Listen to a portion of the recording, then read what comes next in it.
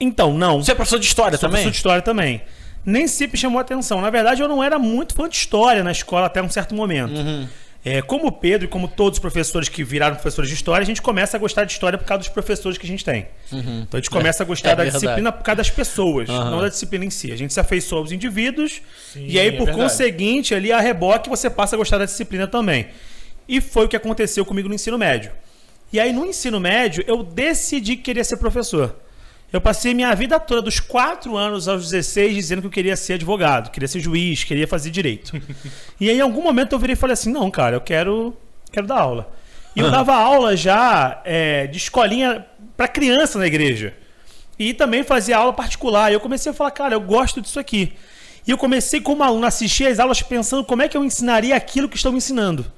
Se aquilo funcionava para mim e como é que seria melhor para alguém da minha idade, com as minhas questões, aquela aula. E eu pensei, cara, eu estou pensando como professor já. Agora faltava decidir o que eu queria lecionar. Eu decidi ser professor primeiro. Você é professor de quê? Não sei. Professor vai ser. Agora o que vai ser? Vamos esperar.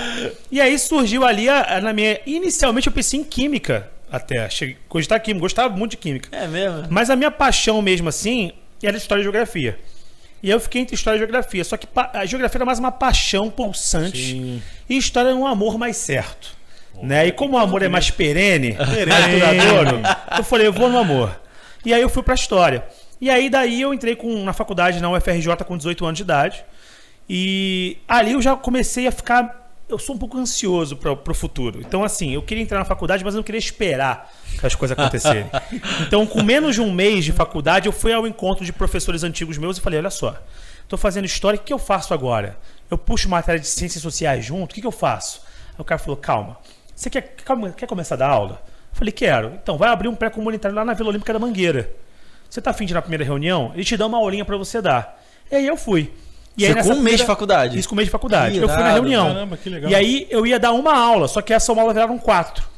E aí, a minha primeira aula, na verdade, como é que funcionava, né? Eram 3 turmas, vamos dizer assim, turma A, B e C.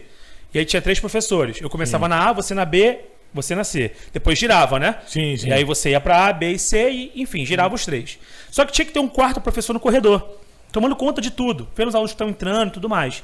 Eu era esse cara do corredor, que eu tinha poucas aulas no ano, mas estava muito afim de participar do projeto, então eu ficava lá. Até que um dia uma professora saiu desmaiando nos braços de um aluno de sala de aula, passou mal. Caramba. E aí o coordenador do curso estava dando aula e falou assim, tá pronto? Eu falei, tô, então entra. E aí minha carreira começou. Eu entrei numa sala de aula com 60 alunos, né, assim, nunca tinha entrado. Você tinha quantos anos? Tinha 18 anos. Caramba, mano. Eu tinha um mês de faculdade. Eu comecei a dar aula. E quando terminou a aula, vários alunos vieram perguntar pra mim assim, professor, o senhor vai dar aula de novo aqui? Eu falei, bom, gostou, né? Porque ninguém pergunta. Você vai dar aula de novo? Pode me certificar que eu não venho mais. Né? Ninguém faz isso. Você pergunta porque gostou. E aí, sabe quando você faz uma coisa e você fala, cara, é isso aqui?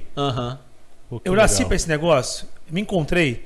E daí foi, cara. Daí eu nunca mais saí de sala de aula. Eu comecei a dar aula com 18 anos, com 19 já era monitor de curso, já dava aula também. Com 20 tava dando aula em pré-vestibular. E aí minha vida foi andando. Fiz graduação, terminei com 21 anos a graduação. Entrei direto pro mestrado.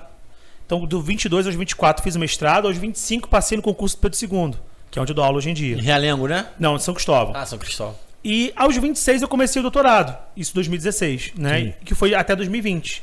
E eu fechei doutorado aí. E toda a minha pesquisa acadêmica, então, ao mesmo tempo que eu dava aula, eu estava sempre no resto do chão da sala de aula, na escola, ensino médio, tudo mais, né?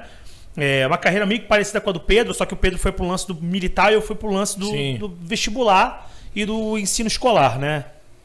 E eu, ao mesmo tempo, fiz a vida acadêmica.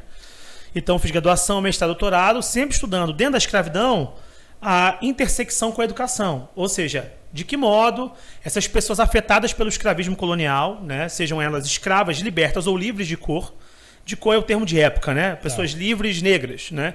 Que têm, às vezes, até um laço umbilical com a escravidão, mas que não são escravos. Mas que tiveram um pai, uma mãe, um avô, né, que foi escravo. Como é que essas pessoas interagiam com o universo da educação? Em outras palavras, elas eram educadas?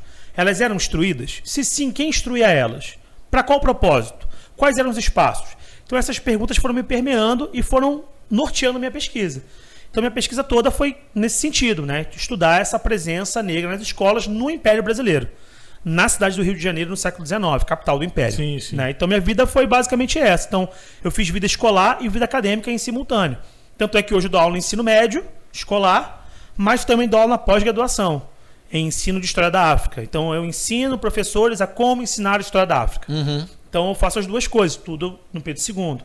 Né? Então minha vida tem sido isso. Então eu sempre tive um pé lá e um pé aqui. Né? E eu sinto que eu consigo transitar bem no universo escolar, com meus alunos. Tem um TikTok de conhecimento histórico também, Legal. tudo mais e tal. Mas também consigo falar com o público que está preocupado com questões acadêmicas, questões um pouco mais formuladas, mais sofisticadas.